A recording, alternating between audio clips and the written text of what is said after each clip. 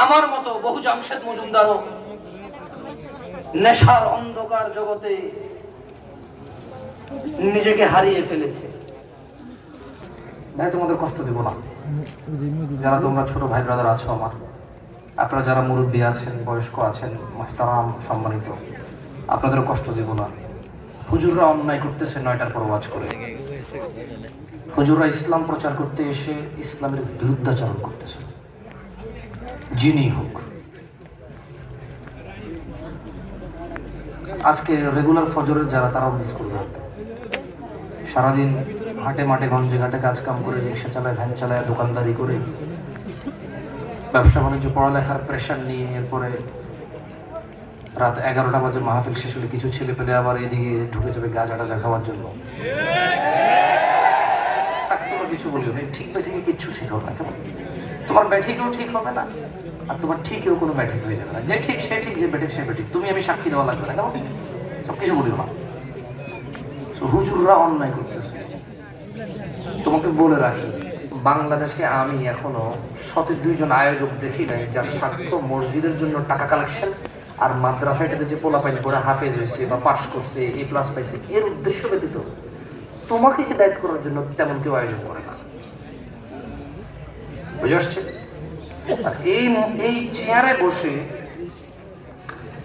তুমি হেদায়েত হয়ে যাবা, এই জন্য খুব কম মানুষ কথা বলে। বেশিরভাগ মানুষ তোমরা ডাকো, তোমরা পছন্দ করো, এটা তাদের ভালো লাগে, তাদের কাছে এটা শক্তি মনে হয় যে এটা ক্ষমতা।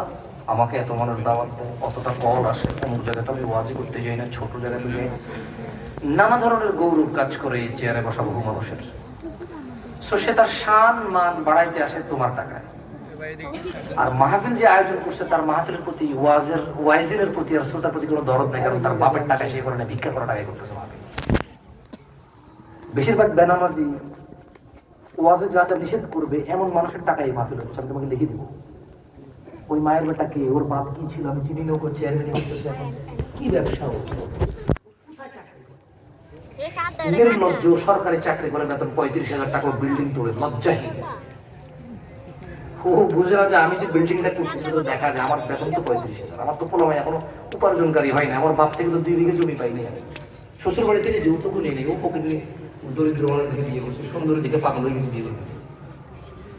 আমার বাপে আমার পছন্দ করে সরকারি চাকরি হিসেবে, সরকারি বা আমি শিক্ষিত হিসেবে আমাকে বিয়ে করার সুযোগ পাই না। কেন? আমি জানাবে বিচারে লিপ্ত হই, এই মহিলা না পেলে বলছি বিষ খাবো, বিয়ে করে ফেলছি। শ্বশুর কি করে? কামলা। ওর বেতন কত? ওই যে রেল লাইনে ট্রেন আসলে, যেটা স্টেশন না, মাঝে মধ্যে সিএনজি টিএনজি ব্লক করে, বেতন কত? ও বিল্ডিং তুলে। তুমি বুঝো কিছু? তুমি বুঝো কিছু? হচ্ছে পিওন সরকারি, বেতন 12-15,000 টাকা। এই ওয়াজে হয়তো ও হয়তো 20,000 টাকা দিছে, মারহাবা হয়তো সন্ধ্যার পর ওর নামে হয়েছে, কে জানে। তো শোনো, আমি চিনি এসব তোমাদের চেয়ারম্যান মেম্বারদেরকে, কটুকার অকাত, কটুকার পৈতৃক সম্পত্তি কি মতো সম্পত্তিশালী আমার জানা আছে। সো আয়োজক তার মাদ্রাসা প্রমোট করার জন্য আয়োজন করেছে, তোমাকে হেদায়েত দেওয়ার জন্য না। সো তুমি এখানে নীরবতা অবলম্বন করে দেখা হেদায়েত পাও কিনা। ও চায় না তুমি হেদায়েত পাও। বক্তা এখানে আসছে নিজ টাকা, শান, শৌকত, মান, মর্যাদাও বলতে পারে অনেক ভালো, অধিকাংশ প্রুফ করতে আসে। তোমার হেদায়েতের উদ্দেশ্যে তেমন বেশি কেউ আসে না। তুমি রাত 10:30 বাজে এখন জেগে আসো, গান বাজনা, সিনেমা, নাটক, ক্রিকেট, ফুটবল, ব্যাডমিন্টনের সিজন এখন শীতকাল বাদ দিয়ে, ওই যে কি বলে তোমরা এখন ছোট শর্ট ক্রিকেট খেলো, কেমন? ওটা বাদ দিয়ে যেহেতু আসছো, নীরবতা অবলম্বন করে 2-4 মিনিট শোনো, আমি তোমাদের জ্বালা যন্ত্রণা দিব না, 1/2 ঘন্টা বলে চলে যাবো। এবং তুমি ভাবিও না আমি কম বলছি, কারণ তুমি গত 1 বছর আগে লাস্ট ওয়াজ শুনছো, 2.5 বছর 365 দিনে তুমি বসছো এসে। সো 1/2 ঘন্টাকে তুমি কম মনে করিও না, এটা তোমার 365 দিনের অপেক্ষার ফল। তুমি কখনো জুমার খুতবা শুনতে যাও নাই, কেন? তুমি শিক্ষিত হয়ে যাবা। তোমার মনে হয় যে এখন আমি অপরাধ সম্পর্কে জানি না, করবো, সমস্যা নেই, আল্লাহর কাছে মাপ চাইলে মাফ করে দেবো, জানার পরে করলে তো বেশি গুনাহ। এটা হচ্ছে তোমার চিন্তা, কেমন? আশা করি শুনবা, কেমন? ইনশাআল্লাহ। আর যত কিছুই আমি বলি, ঠিক বা ঠিক বলিও না, ভুল হলে বলবা যে ভুল বলছি, ঠিক হলে ঠিক বলার দরকার নেই। কেমন? আমি তোমাদেরকে নিয়ে কথা বলবো, আমি দুঃখিত। তোমার আব্বা হয়তো এখানে আছে, ছোট ভাই, তোমার বড় ভাই হয়তো আছে, বা তোমার নানা দাদাও আছে, কেউ ওনাদেরকে নিয়ে আমি বলবো না বিষয়টা। হ্যাঁ, যদি উনি মনোযোগ দিয়ে শোনে, ওনার যে নাতনি এখানে আসেনি, ওনার যে নাতি মিস করছে, ওনার যে ছেলে মিস করছে, তাকে হয়তো উনি নসিহত করতে পারবে আমার কথা শুনে। এটুকু ওনার কাজে আছে। যুব সমাজের অবক্ষয় নিয়ে কথা বললে তোমরা কি মানে আমার সাথে দ্বিমত পোষণ করবা যে নেশা এবং জেনা এই দুটা নাম্বার 1 স্থান পাবে? নাম্বার 1 স্থান পাবে নেশা। কারণ যে ছেলে প্রেম করে না সেই ছেলেও গাঁজা খায়, যে ছেলে জেনা ব্যভিচার করে না সেই ছেলেও গাঁজা খায়। তার জেনার সঙ্গী সেটাকে প্রেমিকা বলে। ইসলাম যাকে পতিতা বলেছে, বেশ্যাবৃত্তি বলেছে, সে সেটাকে পতিতা প্রেম বলে। ইসলাম যেটাকে জানা বলে, সে সেটাকে ভালোবাসা বলে। যেটা করলে মানুষ জাহান্নামে যাবে সে বলে ওটা স্বর্গ থেকে আসে। কখনো কখনো সে ওটা থেকে বিরত থাকে, কিন্তু সেই গাঁজা বা ইয়াবা এগুলো থেকে সে বিরত থাকে না।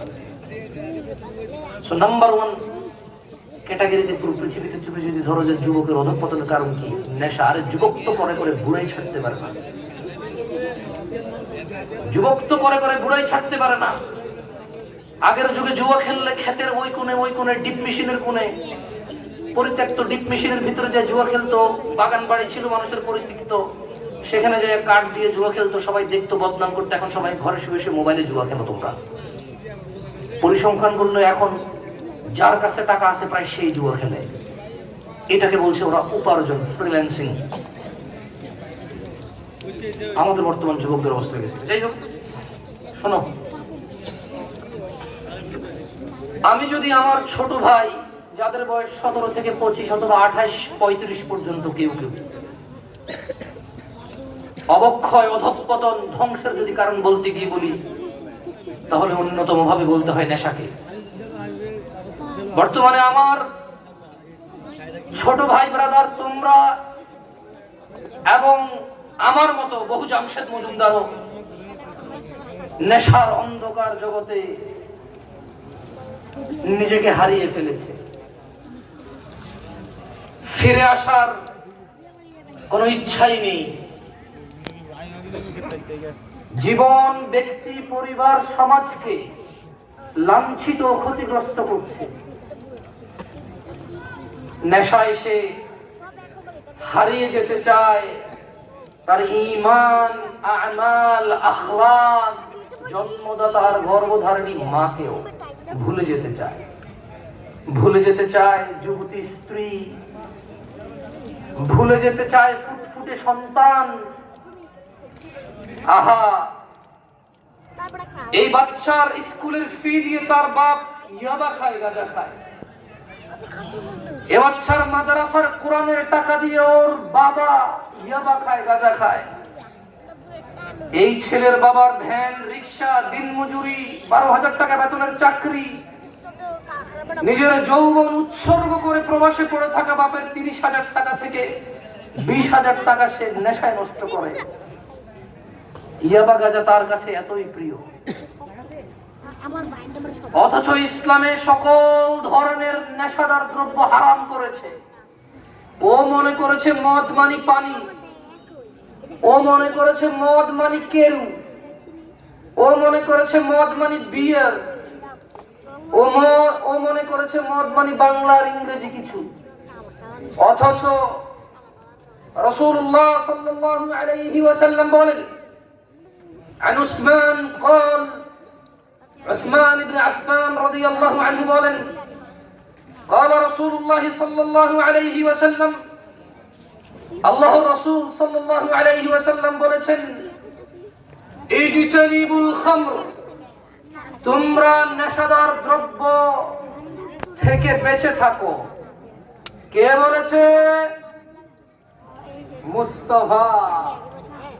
কে বলেছে? সাল্লাল্লাহু।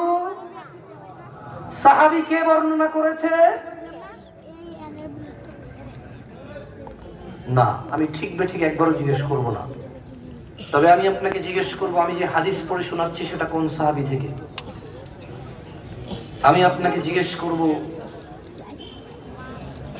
এই হাদিসটি অথবা আয়াতটি কোন সূরায় আছে আমি বলে দেব, তারপর আমি জিজ্ঞেস করব। তো আপনি যদি, আমি 3-4টা বিষয় জিজ্ঞেস করব, যদি আপনারা ভালো করে রিপ্লাই না দিতে পারেন আমি বুঝে যাব যে এখানে কথা বলা না বলাই সমান। তো আমি চেষ্টা করব আমার বক্তব্য আরো ছোট করতে। আর যতক্ষণ আপনারা আমার বক্তব্য মনোযোগ দিয়ে শুনবেন, আমি জিজ্ঞেস করলে আমি বলে দেওয়ার পর যদি বলতে থাকেন আমি বুঝবো যে 4 ঘন্টার রাস্তা পার করে এসেছি, আরো 4 ঘন্টা পার করে যাব। এই মাহফিল কমিটিকে জিজ্ঞেস করেন, এই মাহফিলে এই সোফায় বসার আগে মাহফিল কমিটি আমার সাথে কথা বলতে পারেনি। জিজ্ঞেস করেন এই মাহফিল কমিটি আমাকে দাওয়াত দিয়েছে কিনা। জিজ্ঞেস করেন আমাকে কয়দিন আগে দাওয়াত দিতে হয়েছে। আমাকে আজকে হলো বৃহস্পতিবার, আমাকে মঙ্গলবার আসরের পরে শেখ মুকাররম বিন মুহসিন মাদানী হাফিজাহুল্লাহ বললেন যে আপনি কি দেশে আছেন? বললাম জি। বললো যে এক জায়গায় যেতে হবে। আমি বললাম কোথায়? বললো যে আমি বলবো। আমি বললাম যে ঠিক আছে, মোস্ট প্রবাবলি আমার আগামীকাল জুমা আছে চাঁদপুরে, আমি বাংলাদেশে আছি এবং ঢাকায় আছি, ইনশাআল্লাহ যাবো আপনার সাথে। বুধবার জোহর অথবা আসরের পর আমি বলেছি আমি যাবো। আমি জিজ্ঞেস করিনি কুমিল্লা না নোয়াখালী। উনি বলেছে কুমিল্লায়। বলছে ঠিক আছে, এখানে ওয়াজ করে চলে যাবো বাড়ি, রাত্রি যাপন করে ইনশাআল্লাহ চাঁদপুর খুতবা দিয়ে চলে যাবো ঢাকা। আপনি ভাবিয়েন না যে আমি এখানে আপনাকে দাওয়াত দেওয়া ছাড়া অন্য কোনো উদ্দেশ্যে আসছি। এই মাহফিল কার, কে সভাপতি, কে আয়োজক, কে দাওয়াত দিচ্ছে আমি কিছু জানি না। আমি জিজ্ঞেসও করিনি। আমি আসছি আপনার সাথে কথা বলতে। সত্যি বলছি আপনাকে, আপনি কমিটির সাথে কথা বলে দেখতে পারেন, তাদের কারো কাছে আমার নাম্বার নাই, তারা কেউ আমার সাথে যোগাযোগ করতে পারেনি। আমি আসবো, এটা হয়তো ওরা বুধবারে শেখ মুকাররম বলেছে যে আসবে, খালাস একটু আমি আসছি, একটু জিজ্ঞেস করবো বলবেন। উসমান রাদিয়াল্লাহু আনহু উনি বলছেন আল্লাহর নবী সাল্লাল্লাহু আলাইহি ওয়াসাল্লাম বলেছেন ইজতানিবুল খামর, তোমরা নেশাদার দ্রব্য থেকে বেঁচে থাকো। ফাইন্নাহা উম্মুল খাবাইস, নিশ্চয়ই নেশা হচ্ছে সব অশ্লীলতার মূল। যেই লোক নেশা করে এমন কোন অশ্লীল কাজ নাই যা তার জন্য কঠিন। আমি বলিনি, মুস্তাফা আলাইহিস সালাম বলেছে। কোন সাহাবী বর্ণনা করেছে? রাদিয়াল্লাহু আনহু। বলেন রাদিয়াল্লাহু আনহু, রাদিয়াল্লাহু আনহু। দেখুন ভাই আমার, যারা নেশা করে তারা নিশ্চিত ভাবে জানে নেশায় কোনো উপকার নেই, নেশায় কোনো কল্যাণ নেই ক্ষতি ছাড়া। এই সব কিছু জেনে শুনে যুবক আমার মাদক আসক্ত হয়ে নেশার অন্ধকার জগতে থাকতে চায়। তরুণ প্রজন্ম ধর্ম কর্ম সব কিছু বিসর্জন করে হতাশাকে সঙ্গী করে নিতে চায়, উদাসীনতাকে সঙ্গী করে নিতে চায়, তার বিষণ্ণতাকে সে সঙ্গী করে নিতে চায় নেশায়। জীবন চলার পথে সে বিভ্রান্ত হয়, বিভ্রান্ত হয়েছে, বিভ্রান্ত হবে। সে সরে যাচ্ছে পরিবার, সমাজ, এমনকি দেশ থেকেও। অবসরে পড়ে আছে কোথাও একাকিত্বে, বিষণ্ণতায়, গান শুনে গান গায়, নেশা করে। কোন এক মহিলাকে কল্পনা করে জীবন শেষ করে দিচ্ছে, কোন এক মহিলা কোন এক ছেলেকে জীবন শেষ করে দিচ্ছে মনে করে কোন এক মেয়ে যুবতী। আমার বোন, সে তার কোনো দোষ নেই। তার বাবা নিজে খুতবা শুনতে যায়নি, খুতবা শোনেনি, নসিহত শোনেনি, কোরআন শোনেনি। তার ভাই ঘরে এসে ভাই তার বোনকে নসিহত করেনি, বাপ তার কন্যাকে করেনি। বছরে একবার এই মাহফিলের মাইক বাহিরে থাকার কারণে বোন আমার বোঝে যে ইসলাম বলে কিছু আছে, কোরআন বলে কিছু আছে, আলেম মানে কিছু একটা আছে, দিন ধর্ম হারাম হালাল কিছু একটা আছে, ন্যায় অন্যায় কিছু একটা আছে। এই দেশে মাদ্রাসায় যে পড়ে না, শতকরা 90 জন 95 জন কোরআন পড়তে জানে না, মেয়েদের মধ্যে 99 জন পারে না। এই দেশে এখন যদি প্রশ্ন করা শুরু করি যে একটা হাদিস বলো তুমি, একটা, এই মজমায় 90 জন পারবে না, 10 জন। আমি লজ্জা দিতে চাইনি, আপনারা বলেন 90 ভাগ মুসলমানের দেশ, 10 ভাগকে আপনারা ছেড়ে দেন ইসলামের বাহিরে। আমিও ছেড়ে দিলাম 10 জনকে জ্ঞানী বলে। জান, 90 জনের জন্য আমি বলছি, চ্যালেঞ্জ করবো, একটা হাদিস বলতে পারবেন না। তো আমি অনেক কিছু পারি না, আমি হয়তো একটা দুটোই পারি, কিন্তু আপনি পারেন না কেন? কারণ দিনকে আপনি ভালোবাসেন না। এ দাবি আপনার মিথ্যা, এ দাবি মিথ্যা। মিছিল মিটিং এ আপনি প্রমাণ করতে চান আপনি মুসলমান, সালাতে দাড়ির সুন্নতে আপনি প্রমাণ করতে চান না আপনি মুসলমান। আপনি ভুল পথে আছেন না, আমিও ভুল বলছি হয়তো কিছু অংশে, তবে আমি আপনাকে বলছি আপনি ভুল পথে আছেন। মুসলমান প্রমাণ করতে হয় মসজিদে, মাদ্রাসায়, আমালে, আখলাকে, চরিত্রে, ইসলাম সম্পর্কে, কুরবানিতে। এর বাইরে কি আর ইসলাম আছে আমি জানি না। ইসলাম শিখবে কিভাবে? কোরআন। তো আপনি পারেন না কোরআন, তো আল্লাহ নবী সাল্লাল্লাহু আলাইহি ওয়াসাল্লাম যে নবী, কিভাবে প্রুফ হবে? কোরআন প্রুফ দেবে। তো কোরআন আল্লাহর বাণী কিভাবে প্রুফ হবে? আল্লাহ বলছে এটা যদি আল্লাহ ছাড়া অন্য কারো হইতো তুমি এটা বানায় দেখাও, এক আয়াত বানায় দেখাও। Very simple. কোরআন প্রমাণ করবে মুস্তাফা আলাইহিস সালাম আল্লাহর বান্দা রাসূল। তো কোরআন কিভাবে নিজে প্রমাণিত হবে আল্লাহর বাণী? তো বলছে যে এটা যদি আল্লাহর বাণী না হয় অন্য কোনো মানুষের হইতো তুমি একটা বানায় দেখাও। বানাতে না পারলে প্রুফ হয়ে গেল, শেষ কথা। ইসলাম মানুষকে সকল ধরনের নেশা থেকে সম্পূর্ণ নিষেধ করে,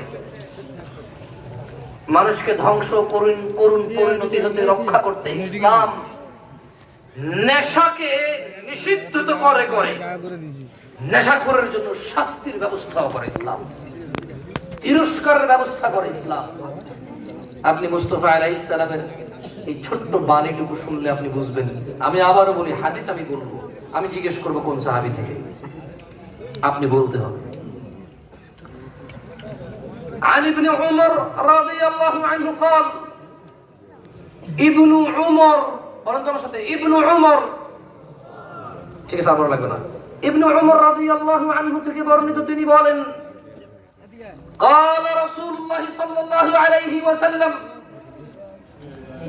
হাবিবুল্লাহ বলেছেন। ও তো বলে ইয়াবার নাম কোথায় হারাম, গাঁজার নাম হাদিসে কোথায় আছে, টিকিল্লাজের নাম কোথায় আছে, এলএসডির নাম কোথায় আছে, পেন্সিডিলের নাম কোন হাদিসে আছে, কোন আয়াতে বলা আছে হেরোইনের নাম? ও খুঁজতে চায় দলিল। ভাই আমার, I will give you দলিল, will you accept the দলিল? আমি তোমাকে প্রমাণ দেব হাদিস থেকে, তুমি কি গ্রহণ করবা? তাহলে নাও। ইবনে উমর রাদিয়াল্লাহু আনহু বলছে, আল্লাহ নবী সাল্লাল্লাহু আলাইহি ওয়াসাল্লাম বলেছেন, কুল্লু মুসকিরিন খামর, সকল নেশাদার দ্রব্য হচ্ছে মদ। তুমি বলো কেরু হচ্ছে মদ, বাংলা হচ্ছে মদ, ইংরেজি হচ্ছে মদ, বিয়ের হচ্ছে মদ। তোমার কাছে কোনো কিছু মদ হওয়ার জন্য এমন কিছু হইতে হবে যেটা পড়ে গেলে ভিজে যায়, যেটা পানি পানি। কিন্তু ইসলাম কোথাও বলে নাই যে শুধু পানি মদ। মুস্তাফা আলাইহিস সালাম বলছে যা নেশা হয় তাই হচ্ছে মদ। ওয়া কুল্লু খামরিন হারাম, আর সকল মদ হচ্ছে হারাম। যুগ থেকে যুগান্তর মাদক আমাদের সমাজের আনাচে কোনাচে পায়চারি করছে। কেউ মাদকে আতঙ্কিত, আবার কেউ মাদকে আনন্দিত। মাদকে আতঙ্কিত আর মাদকে আনন্দিতের ছোট্ট একটা প্রমাণ দেওয়া যায়। এদেশের আনাচে কোনাচে, রাস্তাঘাটে, পরিত্যক্ত স্কুল, পরিত্যক্ত বাড়ি, এই ধরনের অন্ধকার চিপাচাপায় যারা গাঁজা খায়, ইয়াবা খায়, সমাজ তাদের সবাইকে বলে নেশাখোর। আর কোন এক দরবারে, কোন এক দরগায়, কোন এক মাজারে, কোন এক পরিত্যক্ত কোথাও, কোন এক আউল বাউলের আঙ্গিনায় লালন সেজে, বাউল সেজে, ফকির সেজে যদি লম্বা লম্বা চুল রেখে গা গোসল ছেড়ে দিয়ে একতারা দুতারা নিয়ে টুংটাং করে যদি গাঁজা খাওয়া হয়, এই নিকৃষ্ট সমাজ আনাচে কোনাচে গাঁজা খেলে বলে গাঁজাখোর। লম্বা চুল রেখে গোসলবিহীন অপবিত্র লোকটা যখন নখ কাটে না, গোসল করে না, ফকির সেজে যখন সে গাঁজা খায়, ইয়াবা খায়, তখন তাকে সাধু সন্ন্যাসী বলে। না ঠিক বলি তো? না ঠিক বলি না ভাই, আমি জিজ্ঞেস করি। হ্যাঁ, এই hypocrite society, I don't know, তারা লজ্জাও করে না এরকম দ্বিপাক্ষিক, এটা কি বলে, দ্বিমুখী আচরণ। তাদের দ্বিমুখী আচরণ। ক্ষমতায় আছে, কেউ টোকা দিলেও বিচার 2 হওয়ার কথা 10 করে ফেলবে। নিরীহ নিহত হয়ে গেলে, হত্যা হয়ে গেল, বিচার 100 হওয়ার কথা 0 করবে না। দ্বিমুখী আচরণ, দ্বিমুখী আচরণ। বাপ ছেলের সামনে সিগারেট খাবে, বেয়াদবি না। ছেলে বাপের সামনে খেলে বেয়াদবি, দ্বিমুখী আচরণ। হুজুর জর্দা চাবাই খাবে, নেশাখোর হবে না। নন হুজুর জর্দাকে পাতার মধ্যে, কাগজের মধ্যে পেঁচিয়ে জ্বালায় খাবে, এ হচ্ছে বেয়াদব, নেশাখোর। দ্বিমুখী আচরণ, দ্বিমুখী আচরণ। হুজুর সাদার জর্দা চাবাই খাবে, এটাকে বলবে পান ওলামা কাশান। আর ব্যক্তি সাদা অথবা জর্দাকে কাগজের ভিতরে পেঁচায় জ্বালায় খাবে, ধোঁয়া করে খাবে, বলছে যে এটা নেশাখোর। একই লোক। দ্বিমুখী আচরণ। নির্লজ্জতার সীমা আছে, সীমা আছে নির্লজ্জতার। শালী তার দুলাভাইকে ভাইয়া ভাইয়া বলে, দুলাভাই আবার স্ত্রী মারা গেলে ওই শালীকে বিয়া করে। নির্লজ্জ সমাজ। বাপ তার নিজ যুবতী কন্যাকে ছেলেদের সাথে পড়তে পাঠায়, আবার জানা ব্যভিচার লিপ্ত হলে বলে যে মানুষ হয়নি। এটা মানুষের জায়গায় পাঠিয়ে, হ্যাঁ, ছেলে মেয়ে একসাথে পড়বে তো সম্পর্ক হবে না? হবে। তুই কত ভালো মানুষ, দেখি কোন একটা মহিলার সাথে 10 দিন সময় কাটা, দেখবি তুইও ওর প্রতি দুর্বল হবি। তোর বউ থাকলে একে বিয়ে করতে মন চাইবে তার তোর। আর যদি তোর বিয়ে ছাড়া চলে, তাহলে এমনি চালাই দিবি। তোর ছোট 18 বছরের যুবক ছেলেকে তুই মেয়েদের সাথে পড়াস, জন্ম দিস, সরি তুই তো করে তোমাকে তুই বলি না আমি সবসময়। তো ওই তুই চলে আসছে, আবার মুরব্বীরা মাইন্ড হয়ে যায়। আচ্ছা ঠিক আছে, আপনি আপনি করে বলি, কিন্তু বাপ, বাপ তো বাপ হতে হয় ভাই। তো আপনাকে আল্লাহ পুত্র সন্তান দিল, আপনি 2টা জব দিয়া এটা প্রমাণ করছেন যে আপনি বুঝতে পারছেন এটা পোলা। তো পোলা হলে ওরা মাইনের সাথে করতে পাঠান কেন? এরপরে বলেন যে এ তো বউয়ের গোলাম, বউয়ের কথা ছাড়া চলে না, তো হিজড়া বানাই ফেলছেন। ছেলে পড়বে ছেলের সাথে, মেয়ে পড়বে মেয়ের সাথে। অধিকাংশ স্কুল মাদ্রাসা এখন হচ্ছে ব্যবসা প্রতিষ্ঠান। কাস্টমার যা চায় তাই সে তৈরি করবে। এই যে প্যান্ডেল ওয়ালার দরকার আছে এরকম ঝরকালো লটকানো ওই জায়গায় লটকাইছে কেন? কাস্টমার চাহিদা ভাই। কি চাহিদা? হুজুরের কি এরকম কার্পেটিং করার দরকার? মানে কথা বলতে কি কার্পেটিং লাগে ভাই? হুজুর কই আসছে, ওয়াজ করছে, আপনি কয় টাকা দিয়েছেন না দিয়েছেন এটার উপর ডিপেন্ড করে আগামী বছর রিপ্লাই দিব অথবা দিবে না। চাহিদা অনুযায়ী কাজ। আপনি যদি আপনার মেয়ে বাচ্চাকে মেয়ে ছাড়া পড়াবেন না, আমি লিখে দিচ্ছি, এইখানে ছেলে মেয়ে একসাথে পড়ে, বাবাদের মধ্যে মাদের মধ্যে শুধু সিদ্ধান্ত নিবে যে আমরা সকল বাবারা বা পরিবার, মেয়ে ওমেন্স স্কুল কলেজ হবে, গার্লস স্কুল কলেজ হবে। আপনি সিদ্ধান্ত নেন যে আমি মেয়ে ছাড়া পড়াবো না, ছেলে ছাড়া ছেলে পড়াবো না। 1 মান্থ, 1 মাসে সব চেঞ্জ হয়ে যাবে। বিকজ ভাই ব্যবসা বন্ধ হয়ে যাবে। ওকে, ব্যবসা না, আমি অধিকাংশ বলেছি, সবাইকে কি বলছি? আপনি এই দেশকে উন্নতি করতে চান, উন্নয়ন করতে চান দেশের, আপনি সমাজের সেবা করতে চান, আপনি এই সেবার মাধ্যমে জান্নাত পেতে চান, তাইলেও আপনি দেখবেন যে যেহেতু মেয়েরা মেয়েদের সাথে পড়বে, আপনি ওই ব্যবস্থাই করতে হবে, ঠিক না? যেখানে ইতিমখানার দরকার সেখানে সে ইতিমখানাই করে, যেখানে মসজিদের প্রয়োজন সেখানে মানুষ মসজিদ করে, যেখানে মানুষের মাদ্রাসার দরকার সেখানে মানুষ মাদ্রাসা করে, ঘর করে, যেখানে রুমের দরকার রুম করে, যেখানে টয়লেটের দরকার সেখানে টয়লেট করে, যেখানে ডাইনিং করার দরকার সেখানে ডাইনিং করে। তাহলে আপনি যদি চাহিদা হয় মেয়েকে মেয়ে পড়াবে, ও মাদ্রাসা স্কুল মেয়েকে মেয়ে পড়ানোর মতো করবে। সিম্পল। আল্লাহ আমাদেরকে বোঝার তৌফিক দান করুন। আমিন। যাই হোক, কথা অন্যদিকে ঘুরে গেছে। আন আবি হুরায়রা রাদিয়াল্লাহু আনহু قال, ও হিপোক্রিট সমাজ, নেশাখোরকে সাধু সন্ন্যাসী বলতে লজ্জা পাও।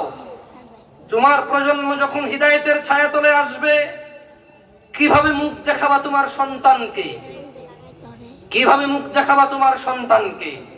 عن أبي هريرة رضي الله عنه قال قال رسول الله صلى الله عليه وسلم, আবু হুরায়রা রাদিয়াল্লাহু আনহু থেকে বর্ণিত, সাহাবীর নাম আবু হুরায়রা। সাহাবীর নাম কি? সাহাবীর নাম কি? রাদিয়াল্লাহু আনহু। عن أبي هريرة رضي الله عنه قال قال رسول الله صلى الله عليه وسلم, আবু হুরায়রা রাদিয়াল্লাহু আনহু থেকে বর্ণিত, তিনি বলেন, ঠিক আছে আমার সাথে হাদিসটা পড়েন। আপনারা মদের গুনাহ কি জানেন? আপনি বলতে পারেন মদের মানে নেশার গুনাহ কি? এমনি একটা তো সবাই জানেন যে 40 দিন নামাজ কবুল হয় না। কয়দিন নামাজ কবুল হয় না? ইবাদত কবুল হয় না 40 দিন। এর বাইরে নেশার গুনাহকে যদি এক্সপ্লেইন করা যায়, যেমন ধরেন কিভাবে বলি, মানুষ বলে না যে এই মানে উদাহরণ দেয় না যে এটা উমুকের মতো তুমুকের মতো, উদাহরণ দেয় না? আল্লাহ নবী সাল্লাল্লাহু আলাইহি ওয়াসাল্লাম নেশার গুনাহ অনেকগুলো বলছে, এর মধ্যে একটা উদাহরণ বলছে যে নেশার গুনাহ কোন গুনাহের মতো। একটা কেউ বলতে পারে নেশার গুনাহ কি গুনাহের মতো বলতে পারেন কেউ? হ্যাঁ, কবির তো বড়, কবির মানে বড়, গুনাহ মানে গুনাহ, এটা কোনো ধর্ম বলেন না আপনি। কবির হলো বড়, সগীর হলো ছোট, গুনাহ মানে গুনাহ। আচ্ছা, জানাবে বিচার না, জানাবে বিচারের মতো বলেন, আরো জঘন্য বলেছে। তাহলে হাদিসটাকে মুখস্থ করে ফেলবেন নাকি? এক লাইনের হাদিস মানে কথা দুইটা, সবাই করে ফেলবেন না? ঠিক আছে, আমরা করে ফেলি। ওকে, বলেন। আন আবি হুরায়রা রাদিয়াল্লাহু আনহু قال, আবু হুরায়রা, না না মক্তবের মতো জোরে পড়েন, আবু হুরায়রা রাদিয়াল্লাহু আনহু থেকে বর্ণিত, তিনি বলেন, আল্লাহর নবী বলেছেন সাল্লাল্লাহু আলাইহি ওয়াসাল্লাম। এই হাদিসটা আসতেছে, একটু মুখস্থ করে ফেললে চলবে। সাহাবীকে কে?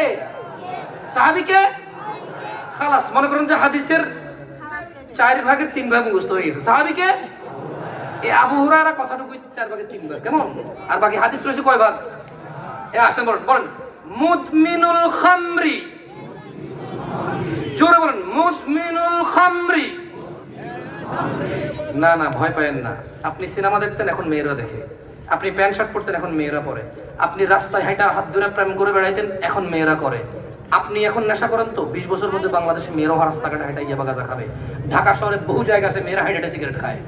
সো ঢাকা শহরে সিনেমা হল ছিল, কুমিল্লা আসছে। ঢাকা শহরে আউল বাউল ছিল, কুমিল্লা আসছে।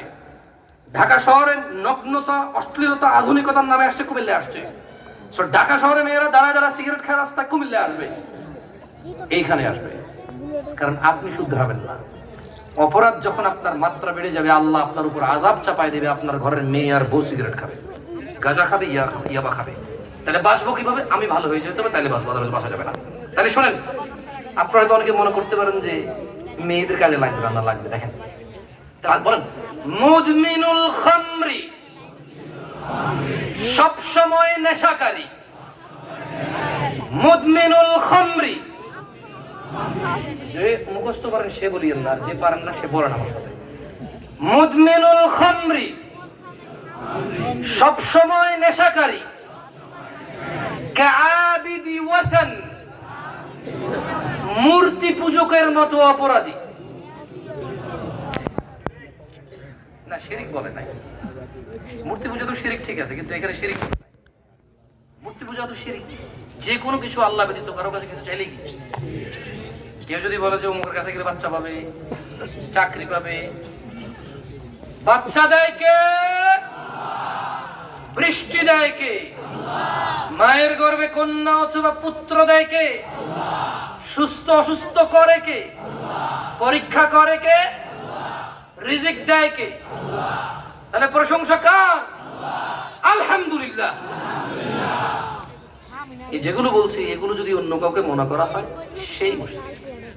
ঠিক আছে, বলেন। মুদমিনুল খামরি, সব সময় নেশাকারী। কাআবিদি ওয়াসান, মূর্তি পূজকের মতো অপরাধী। বুঝছো ভাই আমার? ইয়াবা গাঁজা যে খাও, আল্লাহর নবী বলছে ইকুইভ্যালেন্ট টু পূজা। মানে একজন লোক পূজা করলো তার যে অপরাধ হলো, একজন লোক নেশা করলো তার সেই অপরাধ হলো। আমি বলি নাই, দেখো হাদিস হচ্ছে ইবনু মাজাহ। হাদিসের বইয়ের নাম কি? জোরে বলো, ইবনু মাজাহ। 3375 নম্বর হাদিস। হাদিসের মান সহিহ। বুঝতে পারছো? আমি বলি আবু হুরায়রা বলছে রাদিয়াল্লাহু আনহু। উনি আবু হুরায়রা বলেন না, বলছে যে আল্লাহর নবী বলছে যে আবু হুরায়রা রাদিয়াল্লাহু আনহু শুনছে। এই হাদিস উল্লেখ হয়েছে কোথায়? ইবনু মাজাহ। আমি বলি নাই, যদি ভুল হয় ইবনু মাজাহর ভুল আছে, আমার ভুল নাই। যাদের যাদের মনে হয় যে জামশেদ মজুমদার এটা কি বলে ফেললো, ভাই আমি বলি না তুমি ইবনু মাজাহ দিয়ে ধরো। আমার ধরলে কি পাবো বলো? সারাদিন কুতেলি কয়টা হাদিস বের হবে? হ্যাঁ, তুমি ইবনু মাজাহকে দিয়ে ধরো। মানব সভ্যতার প্রতি মারাত্মক হুমকি সৃষ্টিকারী বিশ্বের অন্যতম অভিশাপ এই মাদক। নেশার ছবল এমনই ভয়াবহ ভয়ানক যে তা মানুষের